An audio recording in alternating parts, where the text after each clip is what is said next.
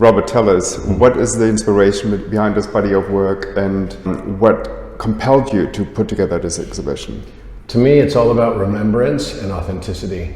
And, for me, I was always just a curious kid, I guess, my entire life. And I always wanted to understand why things work the way they work. And not only in relationships and life, but in science and physics and math and geometry. And I started noticing a common language between all of it.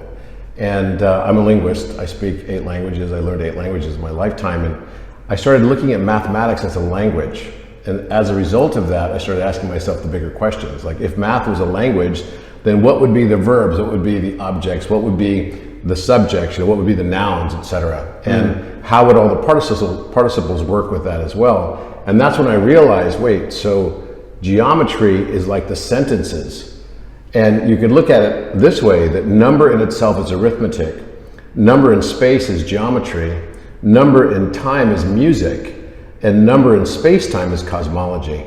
And so all the works that I have around here was that exploration to understand. I don't really think of myself so much as a mathematician. I think of myself more as a human being who's simply learning the language of the universe. And to me, that was a very spiritual path.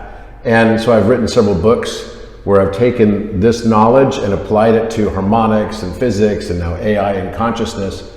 And all of my work since then, many, many patents later, as well as all of the different things that I do across many different industries, is really been encapsulated in a lot of these drawings, because as I would get these visions of where the future was headed and where the place I held in that future and what my purpose on this earth is and was, I decided to go ahead and publish these and get them out to the world and allow people to be able to also maybe get something from it and remember who they are in the process. Because I see it all about, what's the reason why we're here? I think we're really only here to learn how to love and how to be loved. And I fundamentally believe that in order to do that, you have to live your highest authenticity. And nothing can be getting in the way of that authenticity. Although for the first half of our life, we often look at all the things and say, I'm not this, I'm not that, sort of the netty thing. And then in the back half of my life is when I started drawing all this, and I started realizing, in my mid-40s, starting out, that being a successful CEO wasn't the end-all be-all of my life. And I decided, that I was going to go down a totally different path and really pursue my highest authenticity and pursue only things that I love. Yeah. And you also say you are everything and nothing at once. That's right. And you are also what would be called a polymath, right? Very much what Da Vinci was in his lifetime.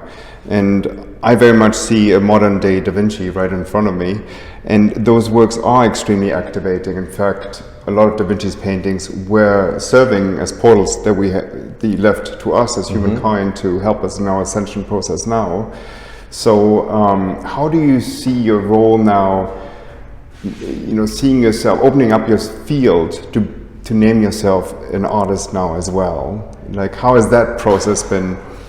Because it is very much art. It is the architecture and the blueprint of life. Yeah, these were never intended to be sold as art. When I made them, this was just my own personal exploration to understand, and I did it just for myself, to make it beautiful somehow. And every time I was getting new mathematical understanding and learning more of this language of the universe, I would get it in the form of art. It would come in this form first. Yeah. And then I would look at it, and it was as if this would be almost like a QR code for my subconscious mind. And then I would look at what I just drawn, and I would absorb it, and that absorption would then lead to some difference in my own consciousness and how I perceive the world and how I perceive the people around me. I then started realizing that it wasn't so much a universe as much as it was probably a U-inverse, and that this language or this geometry was like a QR code for my unconscious and was unlocking something within me. And then I thought, wow, this is really amazing because it's changing me. And not only is it changing me, because it's changing the way I see things. When you change the way you see things, the things you see in the outside world change too. So we're extremely grateful that you are sharing these QR codes now with us, because they are very activating. Well, I want to say one other thing as well, and that is that, I consider all of this not just my artistry, I actually refer to it as my heartistry. because I made all of this. In particular, it started after I went through a major midlife crisis, I suppose, in about 2016. So it was about 10 years ago. And that's when a massive shift happened, because I realized the world was not what I thought it was. Yeah. And I had been going down this path, and I kept experiencing betrayal over and over and over again. And then I finally realized the world's not happening to me, it's happening for and through me. And I asked myself the question, why did I choose to experience what I chose to experience, rather than why did something happen to me? And so as a result, my healing came through the artwork. And so even though I don't consider myself anything, right? I really don't. I don't consider myself a mathematician. Like I said, I'm just a human being learning the language of the universe. I believe every one of us is an artist when we apply our heart field to whatever it is that we're doing.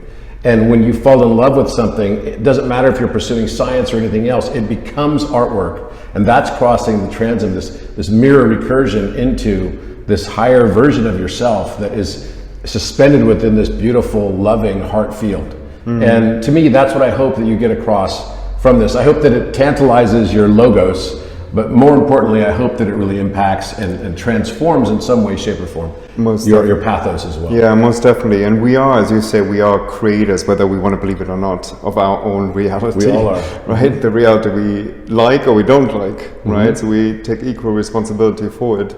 So, for us to raise our authenticity just means a more aligned life.